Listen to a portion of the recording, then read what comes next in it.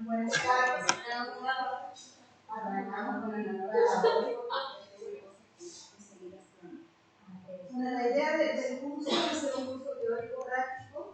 Ustedes al finalizar las actividades del mismo estén en condiciones de poder pensar, diseñar y en lo posible presentar el año que viene en las jornadas o en cualquier otro evento donde sea factible presentar trabajos conforme lo que vayamos viendo. Es un curso de introducción a la metodología de la investigación porque lo que es la metodología es un campo sumamente amplio porque va a depender de qué tipo de investigación uno quiere realizar y aquel que esté interesado, de última, después iremos pensando en títulos o conceptos más complejos. La propuesta es que tengan idea de lo básico, que se pueda poner la siguiente. Sobre todo el último de los objetivos, poder estimular la comunicación científica de los resultados de las investigaciones en el campo del médico. Nosotros estamos en el hospital pediátrico, el único hospital pediátrico de la provincia, uno de los referentes en la región, y sin embargo, si nosotros miramos las producciones de investigación que tenemos, es muy pobre para la cantidad de datos que tenemos y podríamos estar mostrando al resto de la comunidad científica. La idea del curso es que puedan diferenciar los diferentes tipos de investigación en ciencias de la salud, que puedan comprender los conceptos y formulaciones básicas de los estudios descriptivos e inferenciales o analíticos, es decir, que puedan ir de lo menos complejo, como son los estudios descriptivos o observacionales, hasta aquellos más complejos, como son los analíticos, donde uno infiere determinada conclusión a partir de una muestra a la que distinguir los pasos involucrados en el diseño de una investigación, conocer las características y los procedimientos necesarios para realizar presentaciones en reuniones científicas. Lo que habitualmente se ve es que uno quiere presentar, le interesa por ahí a un paciente y dice que bueno este paciente, o quiero ir a determinado congreso o programa, pero cuando me motivo, estoy ya sobre la fecha límite para la presentación del resumen, o ya me da los tiempos para buscar los datos que necesito recabar para poder hacer la presentación. Que sepan redactar resúmenes y diseñar póster, que eso la gran mayoría lo sabe porque hacen los cambios. Póster para las clases, o sea que creo que la gran mayoría domina y probablemente mejor que yo cómo se puede diseñar un póster. Y lo último que les decía es poder ver o tratar de que ustedes puedan complementar con algo que está previsto en el programa de residencia. De hecho, uno de los objetivos por año es que ustedes puedan empezar en el primer año con la presentación de casos, que sería lo más fácil dentro de lo que es la presentación de un trabajo de investigación, y poder ir avanzando con algo más descriptivo en el segundo año, con un analítico en tercero, y con estudios clínicos que nosotros no hacemos en el ámbito del hospital todavía menos, porque no tenemos conformado el comité de ética o bioética, que es condición necesaria cuando uno quiere hacer ensayos de ese tipo. Esta es la siguiente.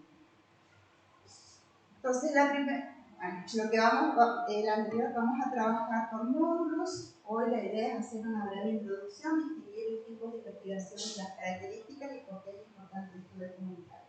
Y ahí les hago una pregunta. ¿Quién de ustedes ya presentó trabajos?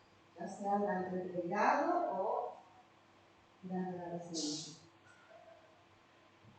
Levanten la mano, todas las manos. 1, 2, 3, 4, 5, 5.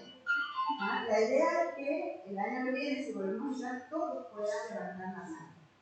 Están a por información necesaria. La siguiente. ¿Por qué? Porque ¿cuál entienden ustedes que es el papel de la comunicación en el avance de una disciplina? Ustedes son una disciplina, saben de lo que digo. ¿Qué rol entienden que cumple? No solo investigar, sino también de comunicar es para que por ahí ella está investigando de qué cosa y yo también la misma cosa. Entonces yo escribí algo, por ahí ella obviamente agarramos puntos de investigar más, como que lo complementamos y se sigue expandiendo la información.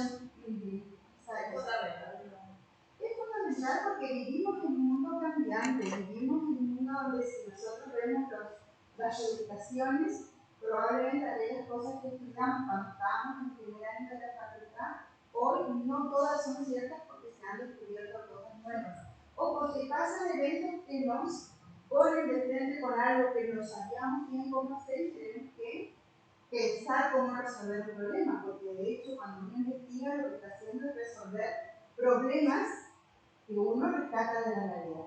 O, como dice Ceci, esto de ustedes estar en el mejor lugar para elaborar datos, para elaborar conclusiones respecto a la población pediátrica, que cualquier pediatra que esté trabajando en un consultorio en cualquier lugar de la provincia. Y como digo de la provincia, puede tratarse de ¿no? La siguiente.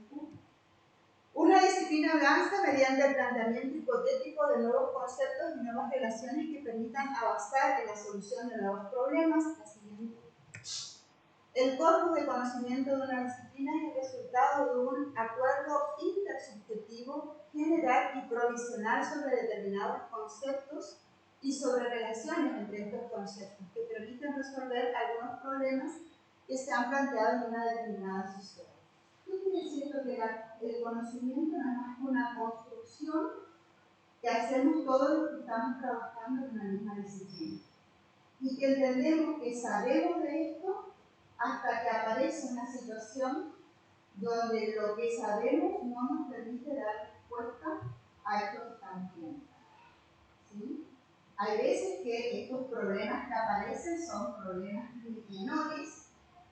Y hay otras veces, y lo han visto a lo largo de la historia, donde los problemas o las preguntas y respuestas que van apareciendo son tan grandes que genera un cambio tal en la disciplina que se cambia el paradigma.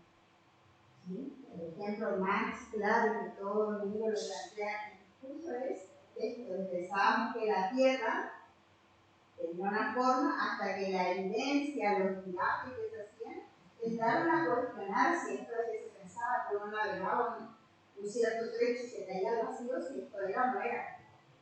Y surge una nueva teoría, un nuevo paradigma de creación. Lo cual no quiere decir que dentro de 100 años lleguemos a otro tipo de datos conforme sean no solo las preguntas que van surgiendo, sino las posibilidades instrumentales, o en el caso de la medicina, diagnósticas que tengamos. Hay cuestiones médicas que a lo mejor hoy la encaramos de una determinada manera porque no contamos con la metodología para poder darle otro nombre y atributo. ¿Sí? La siguiente. La comunicación entre quienes construyen una disciplina o contribuyen a ella es crucial para la construcción de esta acuerdo. La siguiente. Entonces tenemos que primero distinguir dos tipos de conocimiento. Un conocimiento que es empírico y otro conocimiento que es científico. Cuando hablamos de investigación, ¿sobre cuál de los conocimientos deberíamos posicionar? Científico, ustedes. Sobre los dos. Sobre los dos. ¿Se habla? ¿El resto?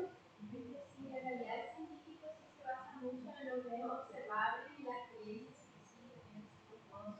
Lo empírico lo que pasa es que no está estructurado, no está organizado, es como algo que siempre lo vemos, pero no es que nos sentamos, empezamos a separar variables que pueden llevar a esto, a la causa, o en realidad los dos. Bien, la siguiente. Entonces, el empírico, como ustedes vieron, es aquel que se desprende de la experiencia. Estamos sumergidos en el empírico. Leímos un montón de cosas cuando tenemos el paciente frente, el paciente se presenta como se presenta, y a veces se presenta en una conjunción de problemas o de síntomas que no responde a nada de lo que vemos. Eso es empírico, yo me senté y vi algo diferente a lo que yo sabía. O la teoría me pintaba que esto era de determinada manera y en estos 5 pacientes se está presentando, en toda esta familia se presenta de un modo diferente. Pero convengamos que esta primera mirada surge de lo psíquico, de lo que yo veo de la realidad.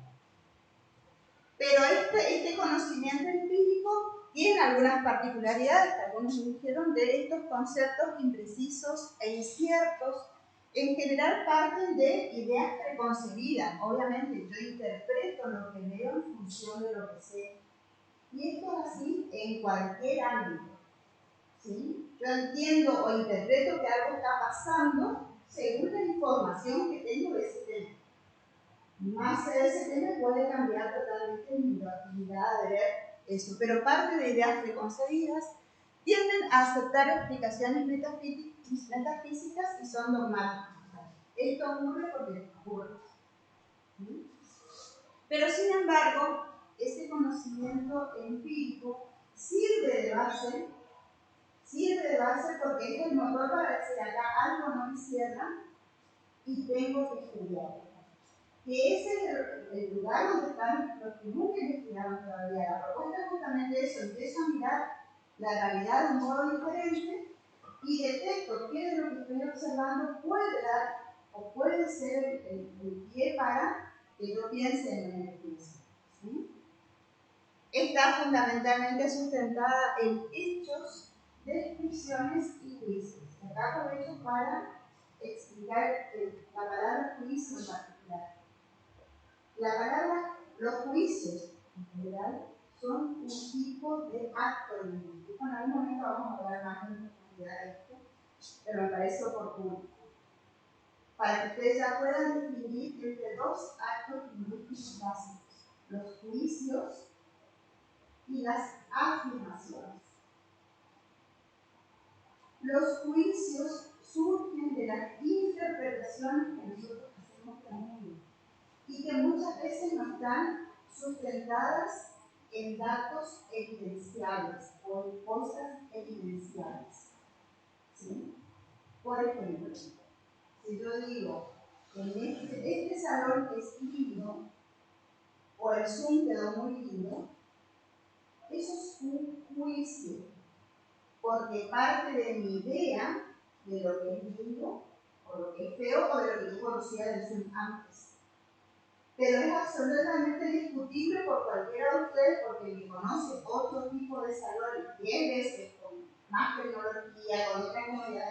Es decir, no, este salón no es lindo. Entonces, todo aquello donde yo puedo tener un opuesto, lindo, feo, alto, bajo, gordo, flaco, bueno, malo, aprendan a distinguir que esos son juicios. Y el juicio depende de quién lo dice. ¿Oigan? ¿Se entiende esto? A diferencia de las afirmaciones, todo lo que yo digo en base a datos, que yo puedo demostrar. Alguien me dice, ¿por qué decís lo que decís? Acá está el dato.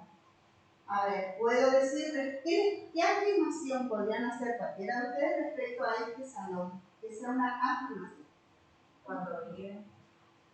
¿Cuánto mide? Si ella me dice este salón mide 10 metros y se puede comprobar que esa es una afirmación.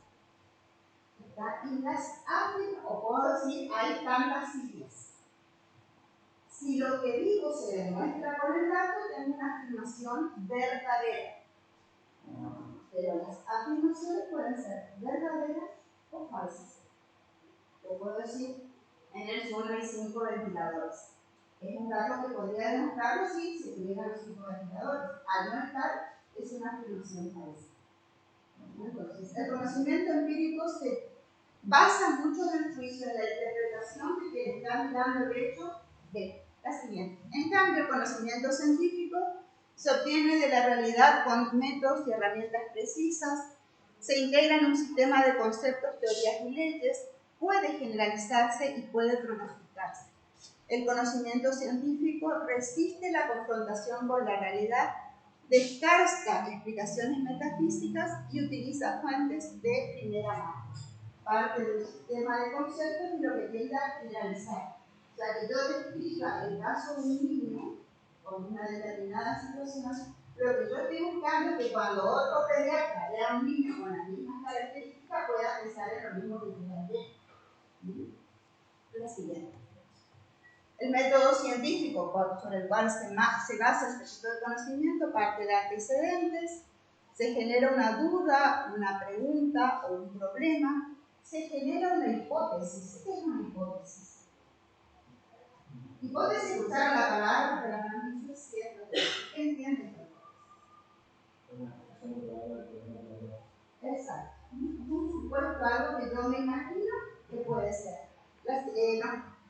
Planteo una hipótesis, en función de esa hipótesis, o sea, como yo quiera dar respuesta a esa hipótesis, voy a hacer mi diseño experimental, voy a hacer mi experimentación, observación o recolección de datos. Esto va a depender del tipo de estudio. Puede que yo no experimente, sino solamente recolecte datos. Voy a obtener resultados, voy a evaluar esos resultados, elaboraré conclusiones. Y cuando elaboran las conclusiones pueden darse dos situaciones. Que haya un rechazo o que haya una refutación. Un rechazo quiere decir que la conclusión a la que llegué no tiene nada que ver, no hay ninguna teoría, ninguna ley, ningún otro dato que sustente lo que yo estoy diciendo. O refutación, no sé, que parcialmente se haya visto, pero que haya un grupo que diga, no, esto no está bien porque no cumple con tal o cual concepto. Entonces, eso me va a obligar o a reformular una hipótesis, porque lo que pensé no era cierto, o a revisar mi diseño experimental.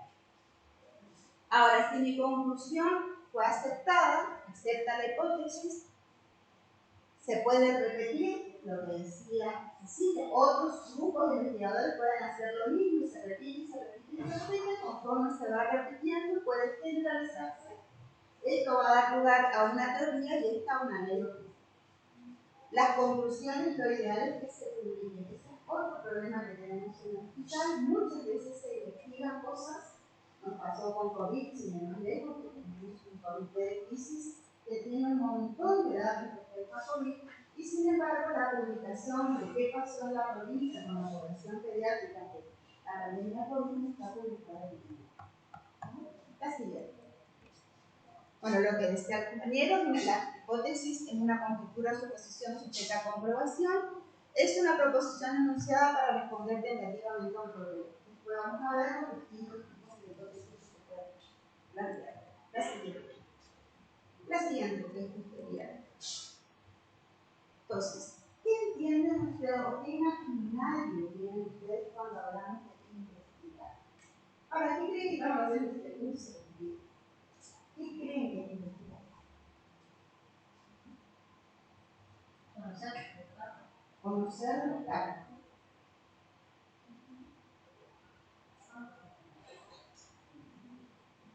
Recolectar información poder buscar información nueva.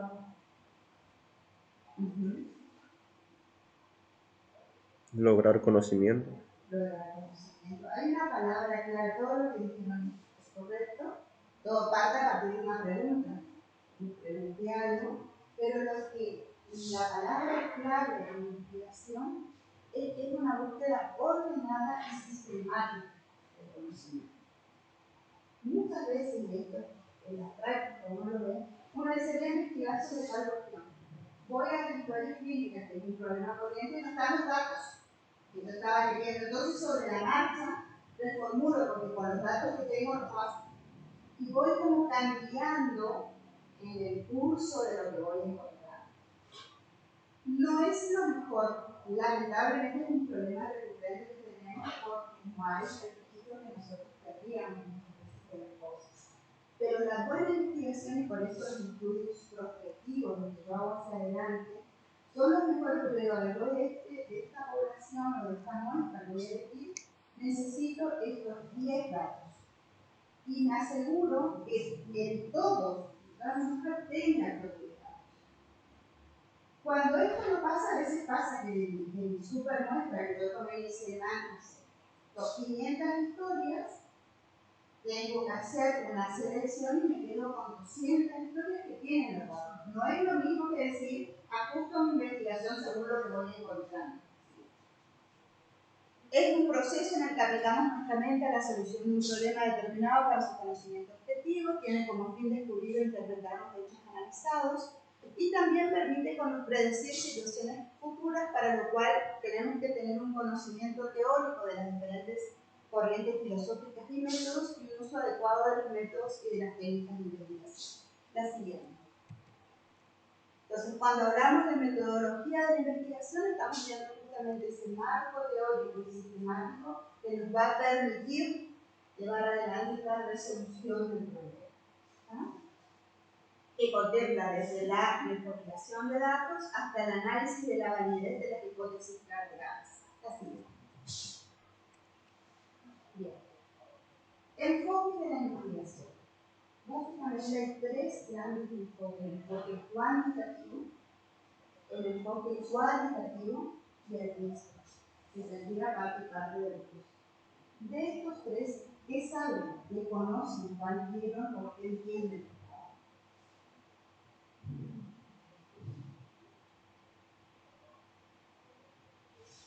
Primero, ¿escucharon hablar de esto? Bien.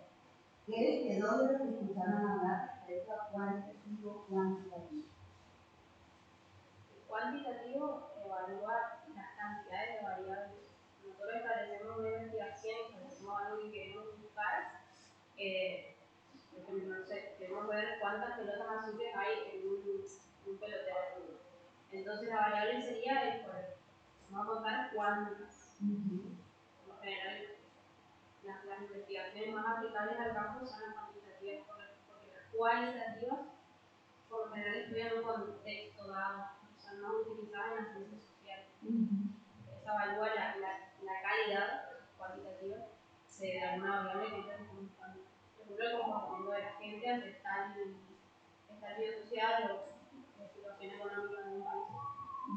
Bien. Está muy vinculado al tipo de variables que vamos a usar para medir la siguiente. Perfecto. Entonces, el enfoque cuantitativo mide fenómenos. La palabra clave es mide. ¿Sí? Utiliza estadística, que vamos a ver más adelante, cómo se analizan los datos cuantitativos, la media, la mora, la mediana, lo que es una desviación estándar, cuando tengo que estimar determinado dato porque me está generando un ruido muy importante, por lo menos en lo que hace al comportamiento de una curva de Gauss, por ejemplo, en aquellos parámetros que se mueven con comunidad o se no tienen que usar otro tipo de parámetros. ¿Sí? Prueba hipótesis, o sea, la metodología cuantitativa me permite demostrar si mi hipótesis que yo me planteé es verdadera o falsa. Esto que uno escucha hablar de si el es significativo, si el no es significativo, se puede hablar que hay una diferencia o no entre un grupo y otro analizado. Y hace análisis de causa-efecto. En uno de los tipos de estudios cuantitativos, que sería un poco más elevado, los primeros serían como descriptivos. A ver, ¿cuántos pacientes tienen determinada patología? ¿Cuántos pacientes con esa patología presentan este otro síntoma o este otro comportamiento? ¿Sí? Pero yo puedo ir un poco más allá y tratar de ver análisis de causa-efecto. ¿Qué causas me provocan este efecto? O este efecto aparece por otras causas. ¿Qué sería lo que uno espera que ustedes en el tercer año pudieran hacer? El proceso es secuencial, el método deductivo, probatorio, analiza la realidad objetiva. Las virtudes que tiene que permiten generalizar resultados justamente para que otros miembros de la comunidad puedan. Ya ustedes se imaginan, un buen diseño cuantitativo cuando ustedes buscan un trabajo, que ustedes lo leen y dicen, esto lo puedo hacer en el hospital, porque sé cómo tomaron la muestra, qué criterios de inclusión tuvieron, qué criterios de exclusión, qué análisis de datos hicieron. Un trabajo cuantitativo, donde uno lee el trabajo, y si uno lo quisiera hacer no sabe cómo tomaron, cómo constituyeron la muestra, no es un buen trabajo. Si pasó por un comité de revisión, debería trabajar de trabajo. Porque la idea, sobre todo en el método cuantitativo, es que cualquiera que lea, el conocimiento del tema, obviamente sea capaz de replicar porque el marco se lo permite. Control sobre fenómenos, precisión, réplica, predicción. La siguiente. Entonces, no entendemos. El enfoque cuantitativo recolecta datos para probar hipótesis con base en la revisión numérica y el análisis estadístico para establecer patrones de comportamientos y probar teorías. Por eso la importancia del marco teórico. Yo parto después que planteo mi pregunta, las posibles respuestas de hoy tienen que ser en base al marco teórico que estoy leyendo. Por eso cuando dice vamos a investigar sobre tal cosa, lo primero es qué se sabe de este tema. Porque a partir de ahí voy a hacer la siguiente. Parte del método deductivo, esto significa que vamos a partir de lo general para llegar a lo particular. Esto es característico. ¿Se acuerdan de esto? ¿Lo vieron alguna vez? La lógica deductiva. Sí, es la que permite que cuando nosotros decimos todos los meses con él, llámese un paciente con determinados síntomas, y todos los M son pechos, puedo generalizar de todos los S son P, en tanto en cuanto las dos primeras proposiciones sean verdaderas.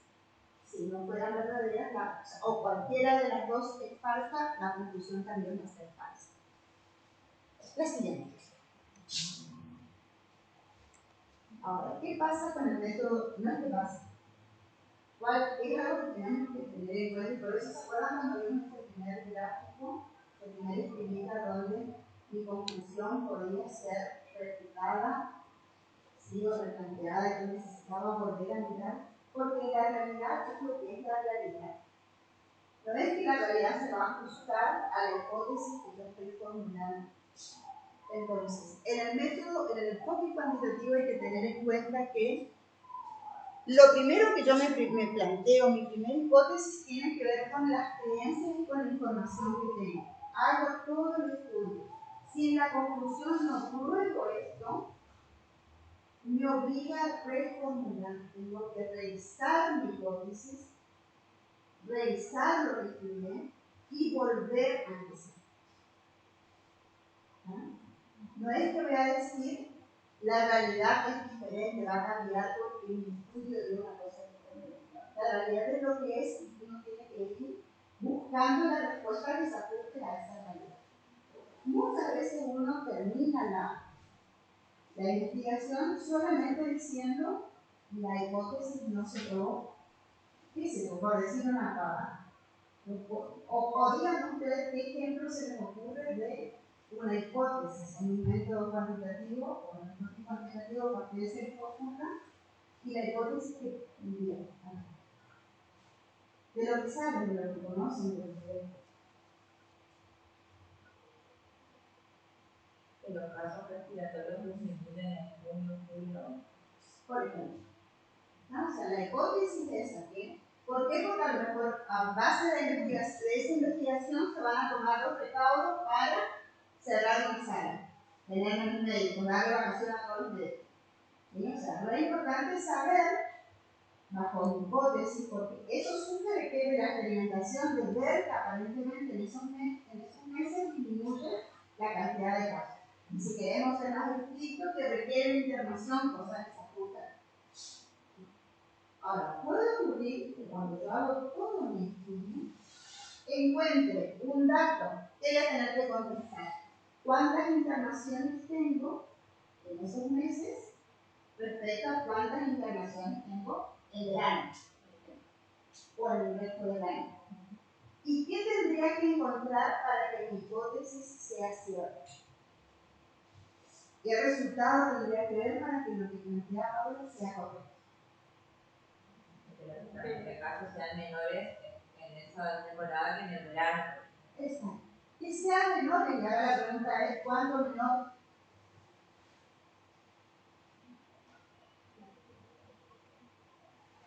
¿Cuánto menor?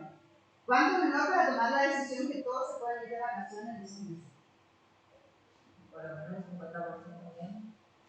El investigador puede plantear cuánto por ciento menos. ¿Sí? para este caso porque voy a tomar una decisión con respecto a eso. O sea, no puedo decir si un 10% menos y le doy a la Catrina a todo el mundo. Puedo plantear el cuánto por ciento, entonces planteo mi hipótesis, es un 50% menos que el resto del año. Ahora, en una investigación donde yo no voy a llegar a ningún tipo de decepción institucional, a lo mejor porque sea menor es suficiente, y entonces puedo irme como método por lo que es el P. Esto, la diferencia es estadísticamente significativa. Cuando el P, el valor P es menor a 0,05, estadísticamente yo puedo decir que este valor es diferente al que otro hay. Si el P da mayor y P da 0,1, estadísticamente yo puedo decir que no hay diferencia entre un dato y otro. ¿Entiendes? Vamos a ir entrando un poquito más en esos temas. La siguiente. El enfoque cualitativo, por el contrario, no busca réplica. Por esto yo digo, bueno, este es el contexto en el que yo voy a estudiar y este es el contexto con estas características. ¿Sí? Se conduce básicamente en ambientes naturales, los significados se extraen de los datos, no se fundamenta en la estadística. Es poco probable que yo plantee un método cualitativo con ustedes como el promedio, la desviación estándar, que se surge del mundo. No significa que no lo pueda hacer, porque yo puedo plantear una variable cualitativa con datos como el porcentaje, si se quiere sale de este tipo de análisis. El proceso es inductivo, recurrente, analiza múltiples realidades subjetivas, no tiene secuencia lineal. Las virtudes, profundidad de los significados, amplitud, riqueza interpretativa y contextualiza el fenómeno. La siguiente. Entonces, en el enfoque cualitativo hay una recolección de datos sin medición numérica para descubrir o afinar preguntas de investigación en el proceso de interpretación. Entonces, en este proceso de interpretación nos estamos parando sobre juicios o nos estamos parando sobre afirmaciones.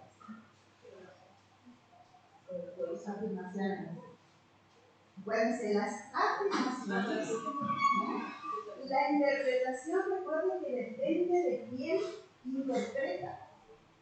Yo puedo interpretar en este momento, por decir, perdón la expresión, que recién entraron porque no querían venir a la clase. Es una interpretación casi. Ahora, puedo afirmar que recién llegan a clase porque terminan de ingresar un paciente.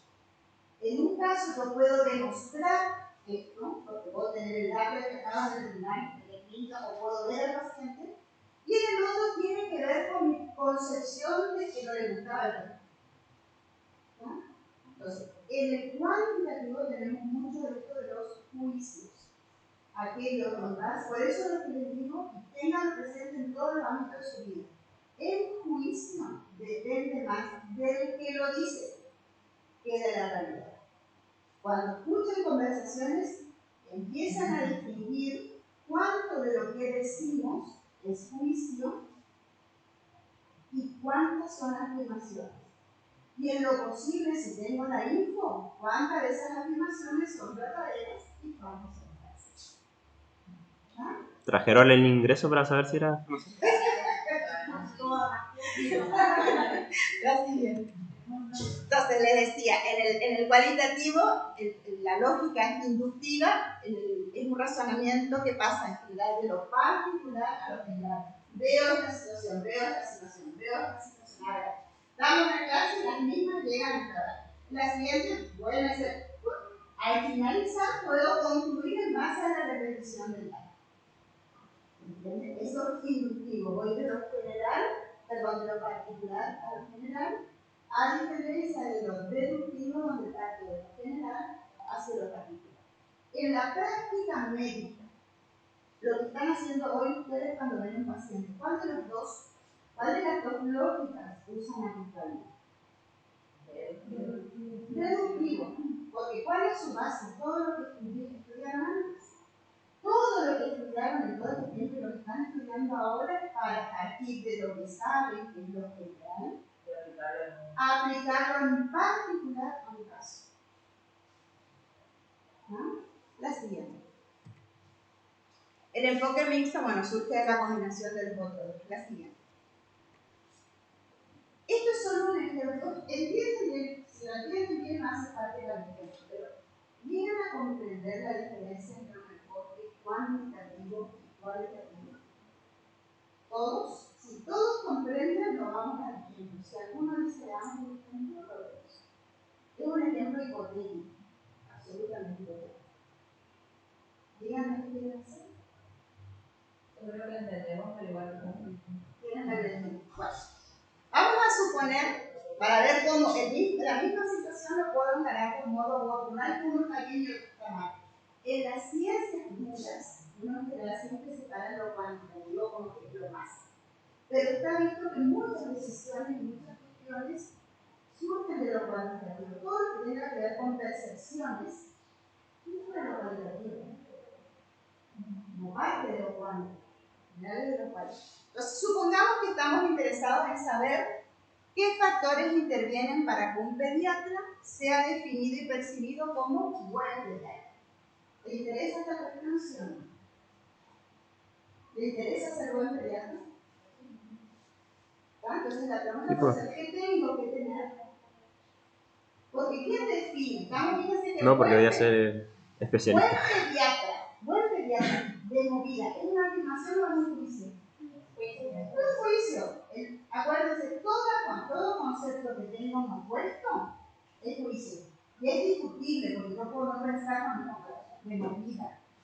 Entonces, buen juicio de parte de que va a depender de quiénes estén viendo. Lo que yo voy a buscar es ver si puedo llegar a una finalización respetable. ¿Sí? Definido y percibido por buen pediatra. ¿Qué cantidad de progenitores? Y esto, para entender mi definición de buen pediatra, va a ser qué cantidad de progenitores lo eligen para atender a sus hijos y lo mantienen en el tiempo. Eso es lo que yo voy a entender que es un buen pediatra. Tienen muchos pacientes y son los mismos pacientes por año hasta que cumplen 50 años. Pero completamente. Bien, ¿por qué? ¿Por qué? Porque depende de la percepción que tenga el paciente de lo que es un pediatra. Perfecto. Entonces, ¿es una duda o no es una duda? No, y aparte de la cantidad de pacientes, de padres que lo eligen, no necesariamente tiene que ver con que sea bueno o malo, sino que sea conocido, ¿no? En corriente eso es muy habitual. O el acceso. O el acceso, o la obra social, pero lo cual me encantaría atenderme por otro, pero no me da los números para poder atenderme con eso. ¿Sí? Pero eso es una definición. Uno puede, de movida tratar, ¿qué voy a entender? En este caso entiendo que es eso. Tienen muchos, no significa que eso sea lo que defina un buen pediatra. Pero es lo que como investigador decimos, voy a decir. Porque para que el que lo lea entienda que estoy diciendo cuando digo buen pediatra. Tiene muchos pacientes y esos pacientes se siguen atendiendo de manera en el tiempo. Puedo, mirando datos, decir, no, voy a incorporar los datos de la cantidad. Y otros datos de habilidad, si es conocidos, pero vamos a ver que en la cual aparece.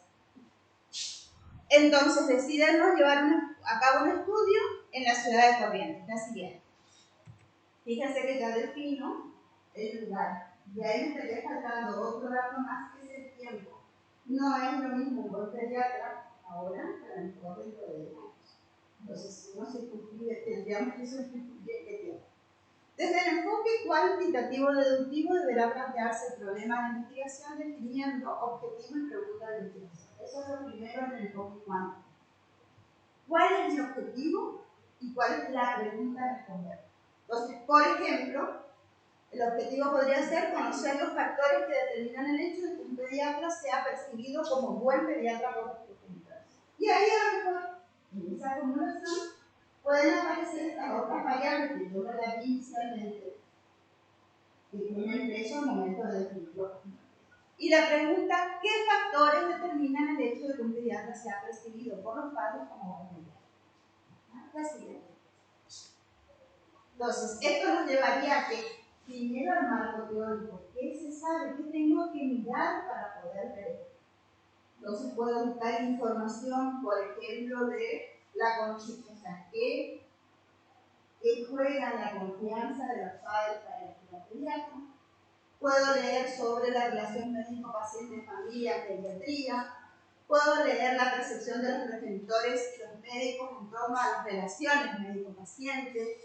Puedo ver cuáles son los elementos que intervienen en el inicio de esa relación, por ejemplo, el poder adquisitivo, la accesibilidad, la obra social, o lo que ustedes se les ocurre.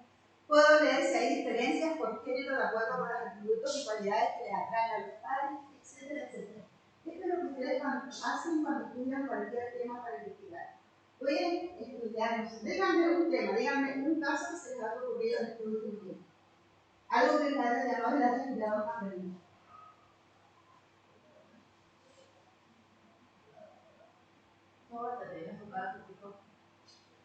Yo, por ejemplo, quería hacer la investigación de lupus y quería saber la cantidad de pacientes acá que tienen lupus, además de otras variables. Cantidad de pacientes que tienen lupus. Nosotros aquí tuvimos un caso de una enfermedad neuralizante, no sé si ahí tienen neuralizante, y creo que teníamos un poco objetivo del caso de la enfermedad. Pero la pregunta podría ser si, ante un caso de situación de divorcio, deberíamos escuchar siempre sin la política. Bien. ¿Alguien más? Yo, por ejemplo, habíamos estudiado un trabajo en un periodo de tiempo, la cantidad de pacientes que evolucionaron de neumonía con derrame pleural y de cuántos de ellos habían tenido que empezar a hacer tratamientos quirúrgicos, otros tratamientos solamente médicos, y cuántos de ellos habían tenido algún tipo de rescate. Bien. Bien. Ahora vamos a retomar a ver dónde encaja con lo que planteamos. ¿Otro ejemplo? ¿Qué tipo de estudio? No importa si nos pensaron en una proyección, algo que hayan visto y digan, este puede ser un objetivo, aunque no lo puedan llevar a cabo porque el tiempo no les da. Pero ¿qué se les ocurre que podrían investigar? Y en ese caso, ¿cómo plantearía el objetivo y la pregunta?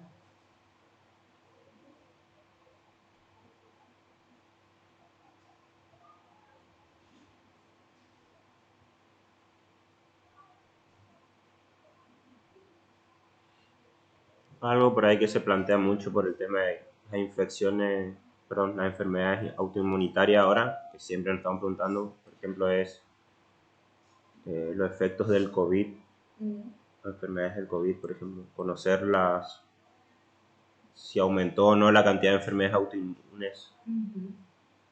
Y entonces, ¿qué tendrías que leer para poder ir acercando hacia esa línea de investigación?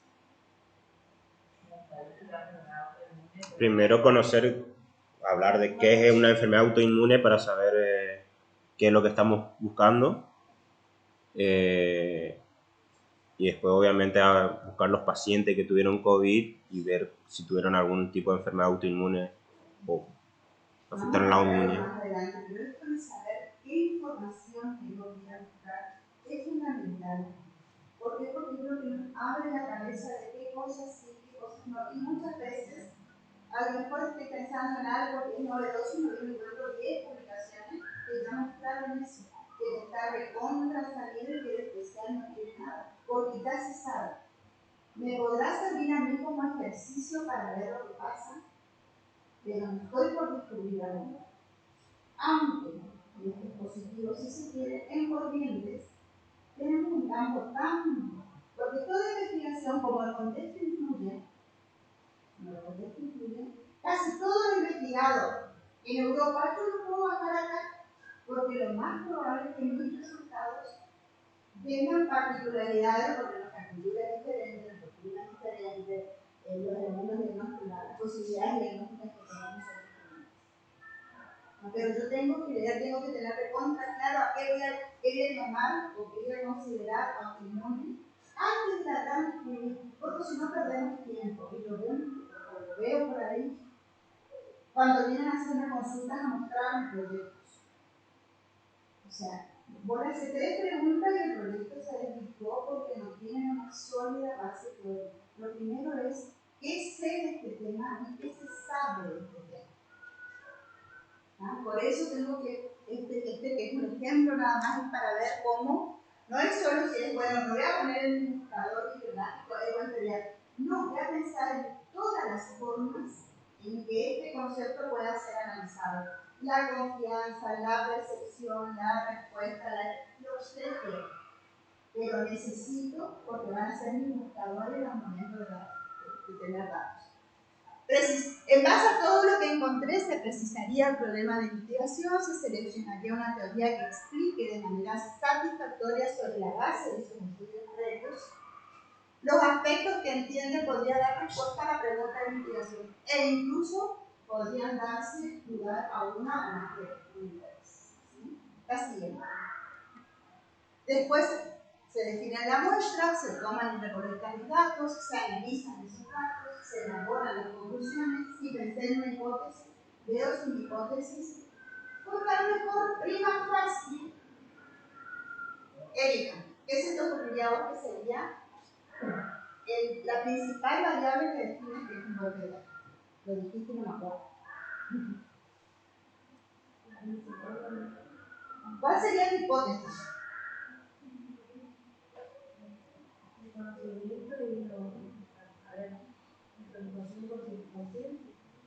No, me habías dicho, no, ese era conocido, la hipótesis de Erika es que tiene que ver con el estatus social del periodista.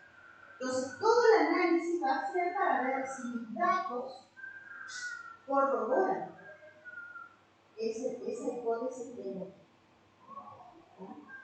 ¿Se entiende? Se busca poder generalizar los descubrimientos, al menos en relación con lo que ocurre en la ciudad de Corrientes, porque es nuestro lugar donde vamos a hacer.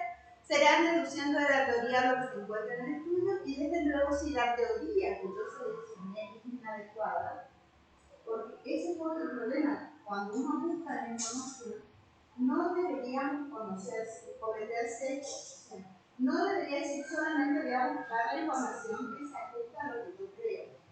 Una buena investigación, y eso no lo ve la discusión del caso, muestra y evidencia cuántos investigadores coincidieron conmigo, que donde uno pone el resultado es compatible o tantos investigadores coincidieron con esto, o puedo decir 5 coincidieron, pero 10 vieron otras cosas. Y esa es la discusión, va de la mano con lo que investigamos. Obviamente, si lo que yo encontré no encuentro, y hay mucha información al respecto, pero ninguno acuerda conmigo, por lo menos me obligaría a tener que revisar mi hipótesis. Salvo en esos casos de enfermedades muy poco frecuentes donde tenemos este problema, si la enfermedad es poco frecuente, o si la coexistencia de estas dos patologías que yo estoy queriendo mirar no encuentro que en ningún lado esté, y obviamente está justificado que yo no pueda decir coincido o no coincido porque está poco cuidado. ¿Sí? La siguiente. Si fuéramos al enfoque cualitativo inductivo, yo no haría esto. Esta misma situación lo encararía de otro modo. En vez de estar revisando qué dice el mundo, qué dice la teoría respecto a qué dice Juan Pediatra, que puedo hacer, me voy y me siento en una sala de espera de muchos pediatras y empiezo a mirar y empiezo a anotar, ¿sí?, qué cosas observo de la realidad que se ajusten a lo que me voy y me siento y estoy en una sala de espera de pediatra y hay 10 pacientes. Y me voy a otra sala de espera de otro pediatra y tengo 50 pacientes, están hasta las 11, 12 de la noche esperando. Y empiezo a notar, no qué pasa solo con los pacientes, sino qué características particulares tienen cada uno de los pediatras, para empezar a hacer una idea de qué es lo que buscan los pacientes. ¿Entiendes? Yo se quedó. Entonces, empiezo a mirar cómo es, qué atributos tienen esos pediatras. Y fíjense que ahí los datos que voy recabando, yo no los pensé de antemano. En el cuantitativo, cuando yo voy a recolectar datos, ya me hice mi planifica antes. Ya dije, voy a mirar esto y esto. En el quali, no pasa eso. En el cual mis variables a analizar casi que van surgiendo conforme van apareciendo. ¿Está? O sea, me doy cuenta que de repente, no sé, el horario que dice va a abrir el consultorio y que llega al pediatra empieza a ser algo que influye. ¿O no? La forma en que se viste el pediatra, el auto en el que llega el pediatra, o cualquier otra situación. En Corrientes, y esto en alguna época para algunos hicimos estudios, fíjate que tiene que ver con lo que decía Erika, que coincido. Tenía que ver esta elección, porque yo estaba en desacuerdo con las colas, estoy en desacuerdo con esto de que uno va al médico y tiene que esperar. Es por orden de llegada, te dicen que arranca a las 6 y a lo mejor llega a las 8. Y vos tenés que comer desde las 4, porque las fuiste antes, a hacer primero, y todos pensaron lo mismo, entonces son 10 veces y hasta las 8 esperar. Me hacía ruido eso que estudiamos en algún momento esto que tenía que ver con qué es lo que veía la salud. En Corrientes, entienden que es un buen profesional, no era pediatra en este caso, el que tiene mucha gente que la. La gente en Corrientes, la gente no, un grupo, ese pequeño grupo, yo lo así como esto para practicar. El pequeño grupo analizó veía esto, o sea, iba a un consultorio y veía mucha gente esperando, este debe ser bueno. Uno va a Buenos Aires y puedo asegurar que no piensan lo mismo, porque se mide todo y creo que me atiendan. Pero la mayoría es lo mismo. En otro momento hicimos lo mismo con respecto a quién quedó como bueno o malo en un producto, y también hay esta concepción de nuestra de si es caro, lo tienen pocos, es mejor. Por lo menos es de la misma característica que otro, pero todo el mundo lo tiene, entonces no lo tiene. ¿Entiendes? Se entrevistas a los padres, a los pediatras, se derivan allá algunas conclusiones, podemos comentar alguna hipótesis, pero no necesito tener una muestra representativa. A diferencia de cuando vamos a ver, en los cuales yo tengo que definir mi tamaño de muestra. En el cual no, en el cual puedo decir voy a 10 consultorios y consultorios tal. La única condición cuál es, el que lea tiene que tener claro el contexto en el que yo se sitúa. No puedo hacer una generalización de esto que estoy diciendo. En Corrientes piensan que el bueno es el que tiene mucho tiempo. Eso como generalización es mala porque yo no estudié toda la provincia. Hicimos una muestra cortita, ¿entiendes? O sea, pero hay que definir bien el contexto. Con el proceder inductivo. Sigamos. Bueno, esto es lo que estuvimos hablando, las diferencias se les queda para que vean cómo el proceso cuantitativo, esto que decía que es secuencial, o sea, voy paso por paso, y fíjense con la imagen siguiente. Este es el quali. En el quali, si bien hay un marco teórico, todo el tiempo yo puedo ir rediseñando, puedo ir viendo que tengo que incorporar otras cuestiones en mi estudio, puedo ir cerrando o abriendo la jugada. La siguiente. ¿Alguna consulta respecto a lo que vimos acá? Bien. Los estudios cuantitativos a su vez pueden ser descriptivos, experimentales o analíticos. ¿Sí? Los de la siguiente. Los descriptivos tienen que ver con esto, cómo es, cómo está, esto de cuántos hay de esto. En el descriptivo yo miro, tomo los datos y describo, por eso se llama así. Solamente describo lo que encuentro. Es lo más fácil, es un trabajo que todos tendríamos posibilidades de hacer, porque en el descriptivo yo lo único que hago es recabo datos. ¿Qué cuidado tengo que tener? Uno, que la muestra sea representativa, o sea, que realmente yo pueda concluir sobre la muestra que tomé, que pasa en la población. No cometer sesgos, o sea, si yo digo no voy a tomar solamente esto, no estoy sesgos cuando yo intencionalmente, o a veces no intencional, pero cuando hay alguna razón que justifica los datos que obtengo, pero que no se ajustan a la realidad que terminamos. Por ejemplo, yo quiero, no sé, sería el caso acá, pero póngase el video si voy a evaluar el ejemplo más profundo. La calidad de la charla de hoy Pero para encuestar, voy a tomar solamente lo de género masculino. De ondas y de una, se da cuenta que el sesgo que estoy cometiendo es muy evidente, porque el uno no representa todo un todo. Ya no dieron, ya no dieron. Ya está, ya. Falsa. No somos representativos, amor. Pero aún así, fíjate que el sesgo no sería el mismo. En este caso, si la gran sesgo que se haga al revés, voy a evaluar solamente la respuesta de los femeninos. No tienen alcance para comprobar relaciones explicativas entre las variables. O sea, lo que planteaba varios de los ejemplos que planteaba era el descriptivo. ¿Cuánto hay? ¿Cuántas veces se presenta esta situación? Pero en el descriptivo yo no necesito explicar por qué. Ahora, muchas veces en la discusión está bueno que el investigador por lo menos plantee algún esbozo de por qué puede estar pasando lo que está pasando. ¿No? Descriptivos lo pueden hacer todos ustedes. La desventaja que tenemos es que por ahí el dato cuesta más obtener.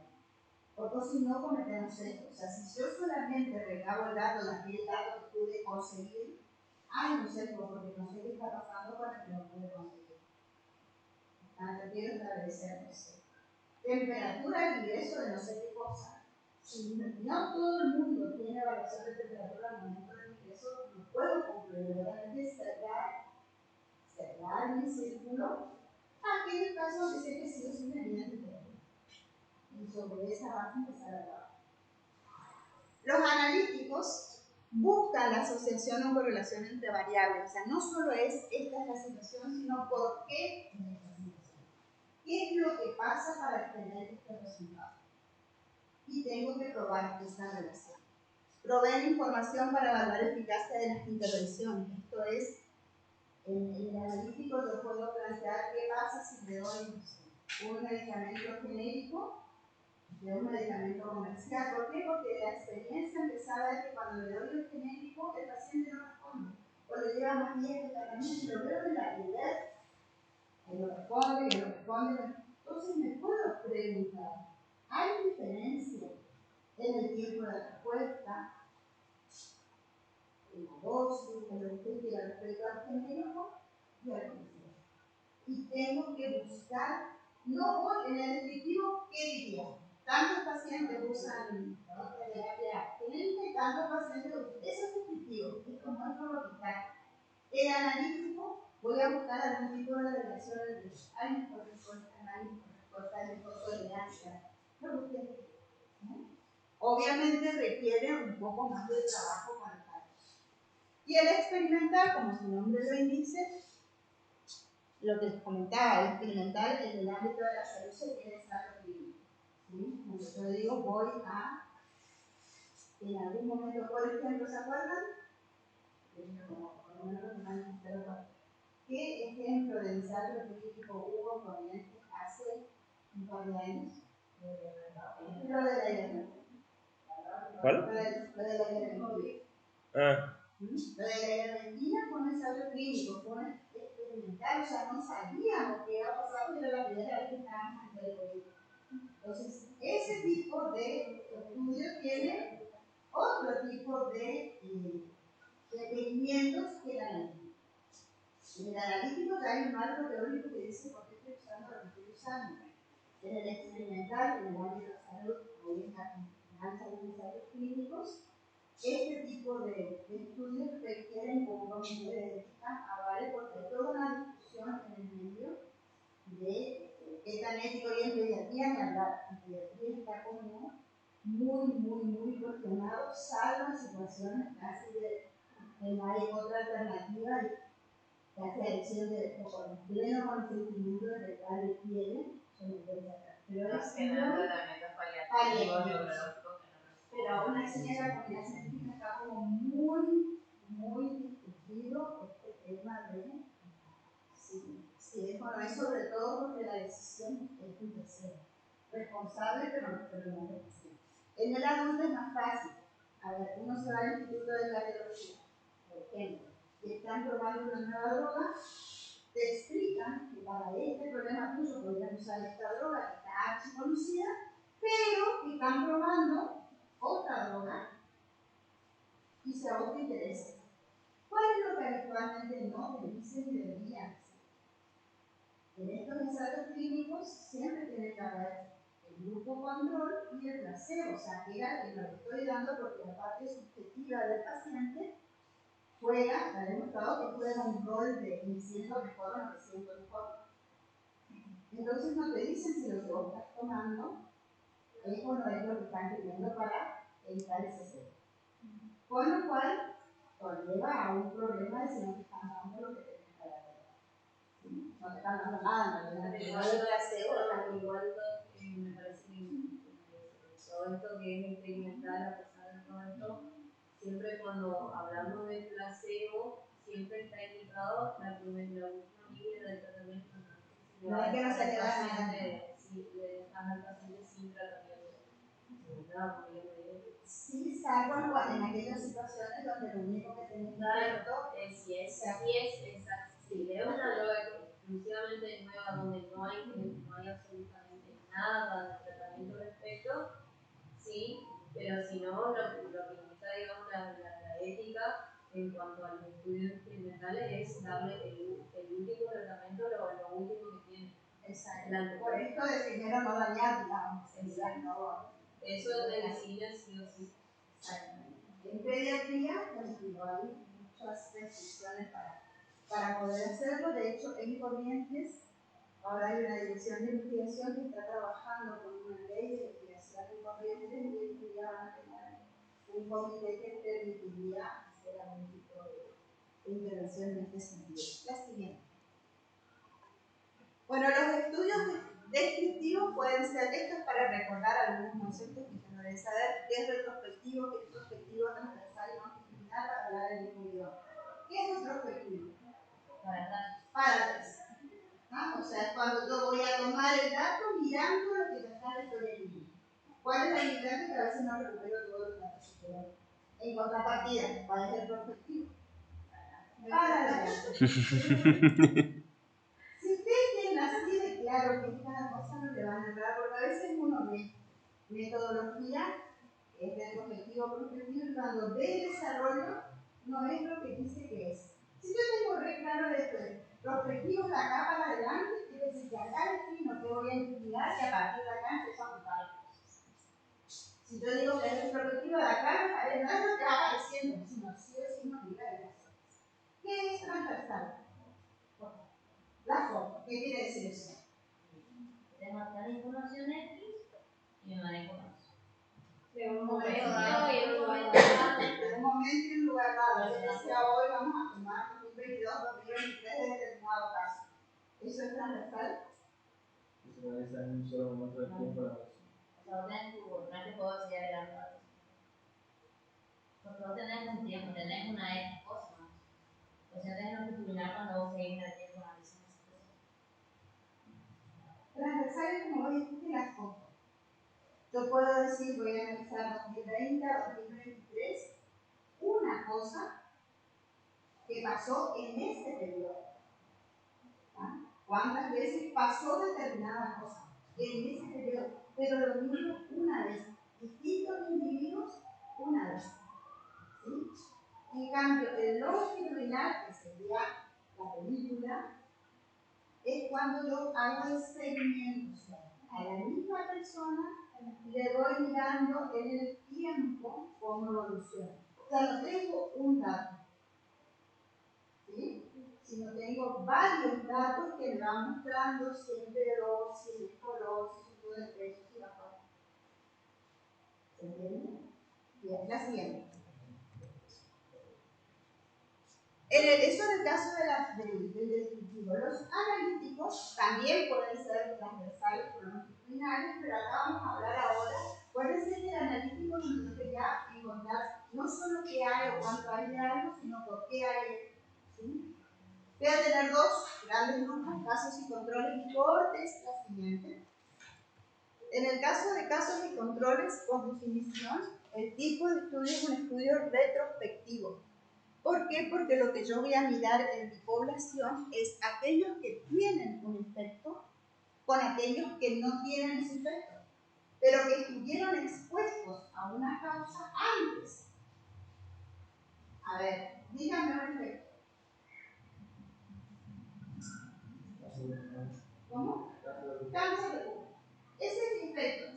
Entonces yo voy a tener por un lado los casos, todos los casos, y tengo que hacer definir cuándo voy a considerar que hay un caso de pulmón. O sea, qué metodología voy a tomar para decir si hay o no hay cáncer. Entonces tengo los casos, que son las personas con cáncer, y los controles son todos aquellos que no tienen por la metodología, que no voy a buscar cualquier metodología.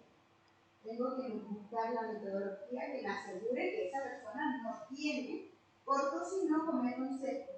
Un comité me puede revocar o me puede decir, no, el método que distinguiste no te permite saber si esa persona no estaba empezando con un cáncer, que ya estaba con él. O sea, tengo que buscar algo que me asegure que ese efecto no. Cuando yo tengo estos dos grupos, ahí sí me voy hacia atrás. Supóngase en el caso del cáncer, lo que se estudió en su momento, la asociación con el área profesional. Entonces, ¿qué voy a hacer? Miro de todos mis casos cuántos se expusieron al tabaco, cuántos no, y lo mismo hago con mis controles, y en función de eso voy a poder estimar si el fumar es o no un factor.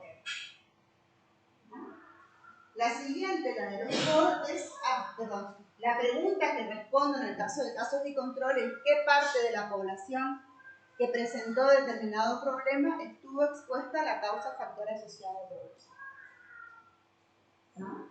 Entonces yo quiero analizar no sé cuántos niños con algún problema de salud estuvieron expuestos durante el embarazo a tal factor. ¿Qué voy a hacer? Voy a mirar a todos los niños, quiénes tienen el problema, quiénes con absoluta seguridad no tienen ese problema, y voy a mirar para atrás los antecedentes maternos para ver si hay alguna relación. ¿Qué puede ocurrir? Que después hago todo el estudio, pero no hay ninguna relación.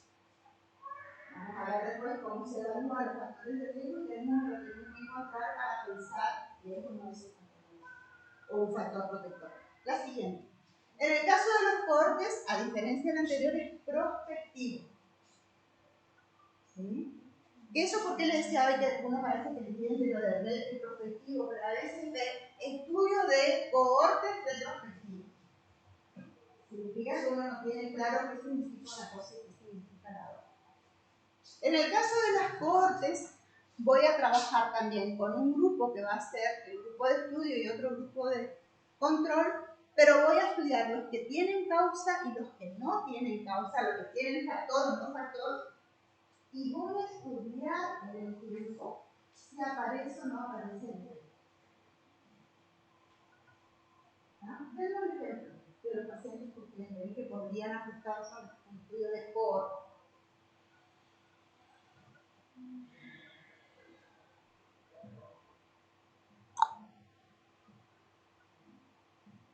Los pacientes que estuvieron, pacientes con patología respiratoria, con padres fumadores o algún fumador en la casa, tienen más posibilidades de... ¿Eso sería cohorte o sería caso control?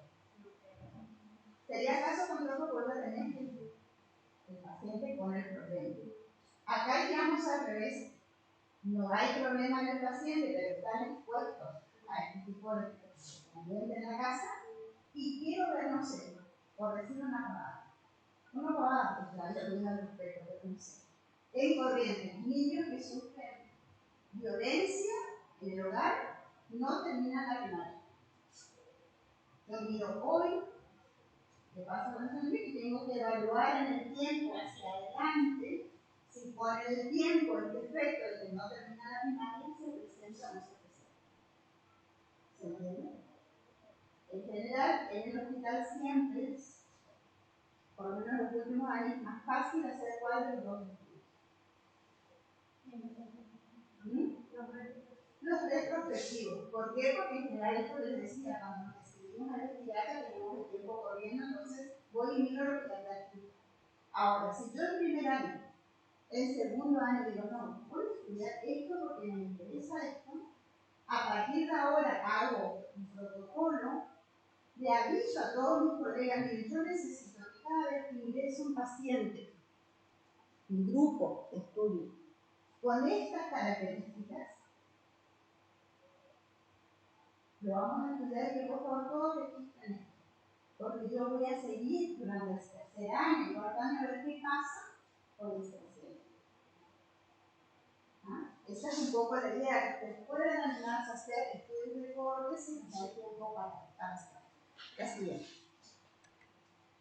La respuesta es que parte de la población expuesta a la causa variable condicionante enfermó o presentó determinado resultado. La siguiente.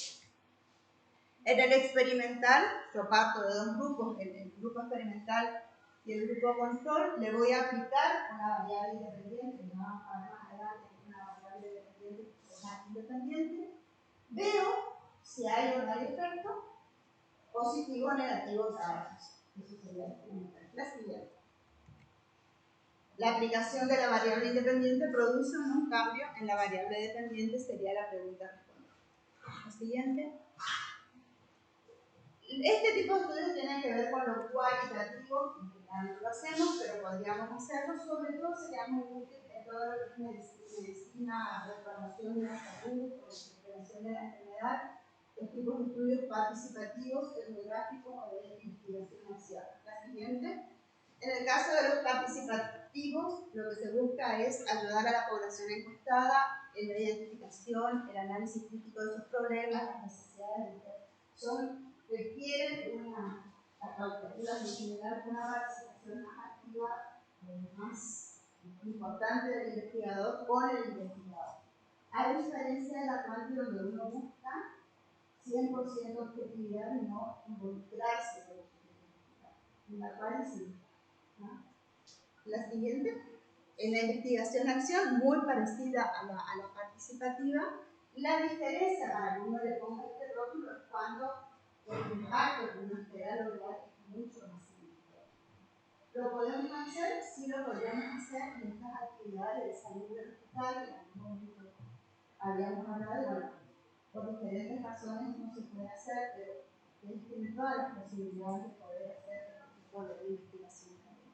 Y la etnográfica, la última, que está orientada a los estudios ya de determinados fenómenos sociales, que tampoco es que ya no podemos hacer en el hospital. La siguiente.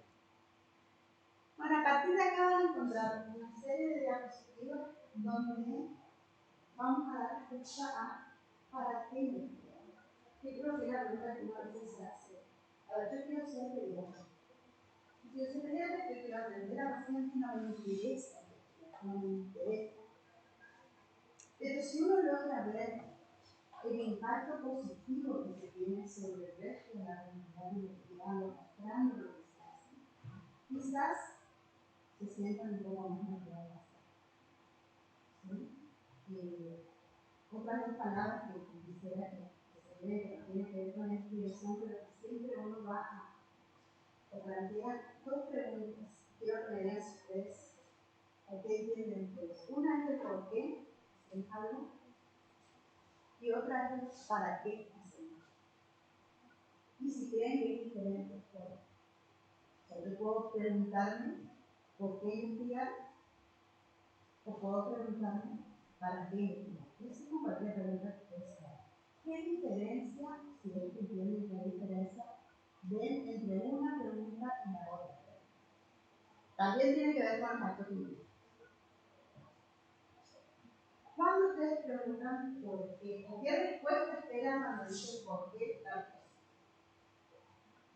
o qué esperan para qué, o me dicen si esperan lo mismo. ¿Cómo? Algo del protocolo. Porque es parte de la razón, digamos. ¿Y para qué? ¿Qué va a quedar después de esto? La solución. ¿Para qué le da un sentido, digamos, para que El sentido. porque ¿Por qué me pasó esto?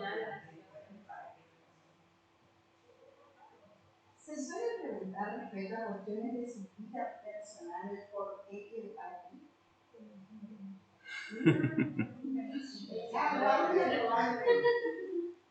El porqué, en el porqué, cuando uno pregunta algo de por qué, el qué hubo antes de ahora para que esté acá.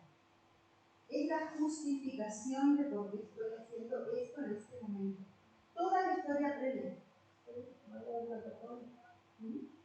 ¿Por qué? En el caso de ustedes sería porque el programa dice que tienen que hacer investigación. ¿Ah? Ahora, el para qué es de para acá y ir hacia adelante. ¿Qué resultado, qué beneficio voy a tener con esta experiencia? ¿No? Saliendo de la investigación en su vida personal, el por qué le va a justificar determinadas cosas, pero lo más importante es el para qué, porque lo que ya pasó no lo podemos cambiar, por lo menos hasta ahora.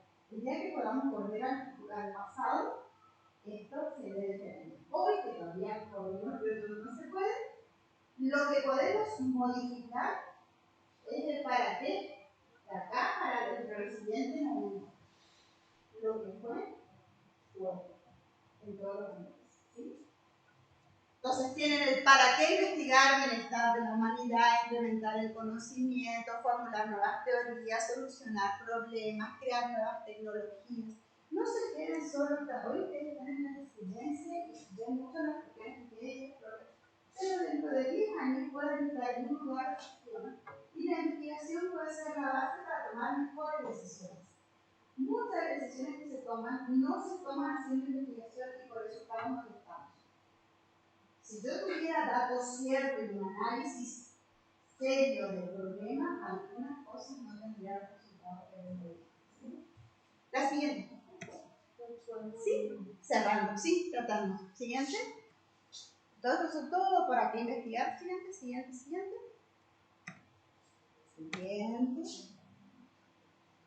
¿Cuán originales tenemos que ser para investigar? Como ustedes quieran. Puede ser algo nuevo para un determinado contexto, que es lo que decía, se investigó en otro lado, pero si no se investigó acá, o algo que expanda o desarrolle una idea previa. La siguiente. Esto fue sin duda cuando fue el descubrimiento de la estructura del ADN, algo nuevo cambió la historia. La siguiente. Y después pueden haber cosas que no son tan nuevas. Fíjense. Errores preanalíticos a muestras repetidas del servicio de urgencia pediátrica se hizo en el hospital. ¿Para qué sirvió? Y para ver qué es lo que estaban haciendo más rápido. Análisis del cumplimiento del algoritmo para diagnóstico de Chagas congénito, paciente con encefalopatía crónica no evolutiva con complicaciones respiratorias por COVID, neumonía por COVID-19 sobreinfectada con cargas. Síndrome de Broca. A propósito de un caso de neumonía complicada con DPT y púrpuras fluorinas a Staphylococcus aureus. Todos, los últimos tres, dos presentadas en el jornal del año pasado, una presentada en el congreso de este año, y ustedes tienen un montón de lugares donde pueden presentar. En jornadas, en congresos o en comunicaciones científicas o libros, la siguiente. Como lo primero que habitualmente hacen en la presentación del caso, y es lo que quiero que todos hagan para la jornada de la entrevista, que tiene poco tiempo, los instructores tienen que mirar los tres videos fueron hechos por el doctor Sebastián Tenero, lo que conocemos en la facultad, con la autorización de él. Lo vimos en el marco que hizo con él la temperatura de meteorología. Le dio la autorización para compartir con ustedes estos videos. Van a tener otros que son los distintos tipos de información. Véanlo, los tres son cortitos, sumamente claros. Entonces la propuesta es que miren los videos y que adecúen los casos que ya están pensando a lo que él dice en el caso. Lo que no se entienda, lo deja. ¿Está bien? ¿Preguntas? Es obligatorio que miren. Es obligatorio, son recorridos. Pero vayan mirando pensando en su caso. ¿Qué respuesta tengo que dar? Bien, nos vemos. El martes que viene. Gracias. A ustedes.